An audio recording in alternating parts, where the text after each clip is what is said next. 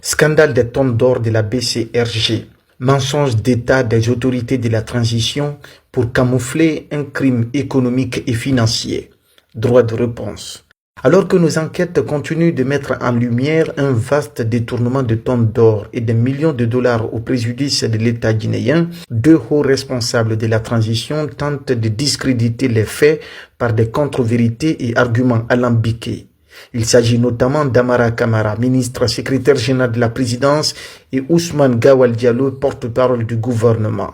Voici des éléments qui prouvent que leurs déclarations sont montées de toutes pièces et ne résistent ni à la logique ni aux standards du marché international de l'or. Depuis plusieurs mois, une équipe conjointe de journalistes d'investigation et d'acteurs de la société civile travaille sur ce scandale d'or sans précédent. Les transactions et disparitions de tonnes d'or appartenant à l'État guinéen dans des conditions opaques au cœur de la transition de refondation. Dans les 9 premiers épisodes de cette enquête, des documents, témoignages et preuves matérielles palpables consultés et publiés démontrent l'existence d'un vaste réseau de détournement des deniers publics impliquant des hauts cadres au sommet de l'État guinéen. Après des mois de silence, le CNRD et le gouvernement de transition ont décidé ce jeudi 22 mai 2025 de faire une tentative de diversion orchestrée par les porte-paroles de la présidence et du gouvernement qui sont habiles dans ce genre d'exercice de désinformation de la population sur des faits qui ne souffrent d'aucune ambiguïté. Dans sa déclaration, le ministre secrétaire général de la présidence, Amara Kamara, affirme: on sait où se trouve notre or. Une bonne partie a déjà été récupérée et ramenée en Guinée. La petite partie restante, nous savons entre quelles mains elle se trouve et comment elle reviendra. Quant à Ousmane Gawal Diallo, porte-parole du gouvernement, il déclare: l'or ne se perd pas. Ce sont les papiers qui bougent, pas l'or physique. Ceux qui ne le savent pas croient que l'or voyage de marché en marché. Ces propos destinés à désorienter l'opinion publique de la réalité posent des questions qu'ils n'en résolvent. Ils traduisent une méconnaissance flagrante ou une volonté de désinformation de la population. Décryptage des incohérences. On sait où est notre or, mais où sont les preuves et comment en est-on arrivé là? Aucune preuve concrète n'a été fournie pour attester du retour ou de la récupération partielle des tonnes d'or. Aucun document douanier, rapport de la BCRG, contrat de dépôt à l'étranger ou preuve des transferts sécurisés n'a été rendu public au cours de ce point de presse. Savoir où se trouve l'or ne suffit pas.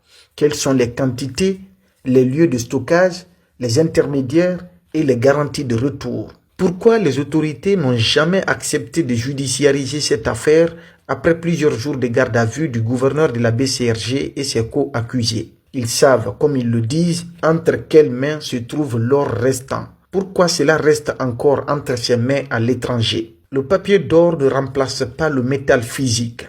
Le ministre Ousmane Gawal prétend que l'or physique ne bouge pas et que seul un certificat change de main.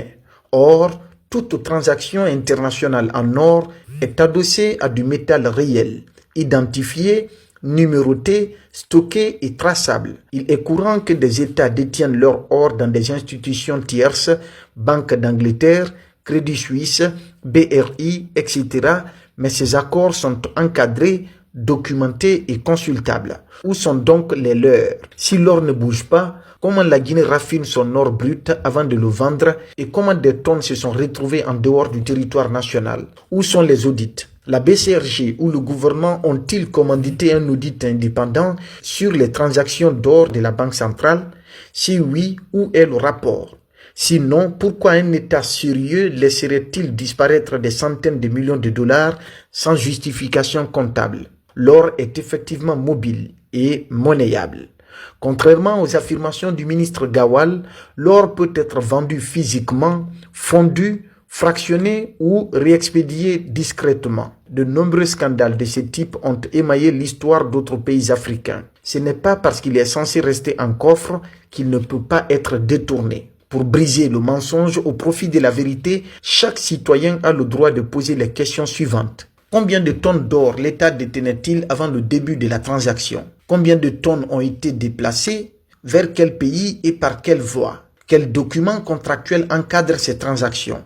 Pourquoi la BCRG n'a-t-elle jamais communiqué officiellement sur l'affaire? Quelles entreprises ou individus privés ont été impliqués dans le transport, la garde ou la vente de ce tort? Pourquoi aucune procédure judiciaire n'est enclenchée contre les détenteurs de l'or manquant? En clair, par cette sortie médiatique bancale, le CNRD et son gouvernement cherchent à étouffer cette affaire d'État sous une couche d'apparence avec une technicité fragile et taillée sur mesure. Les déclarations d'Amara Kamara et d'Ousmane Gawal Diallo révèlent une stratégie classique de dissimulation qui consiste à noyer les faits sous un langage chimérique dans le seul but de discréditer notre enquête et parier sur la passivité de la population. Mais cette affaire ne s'éteindra pas avec des mots.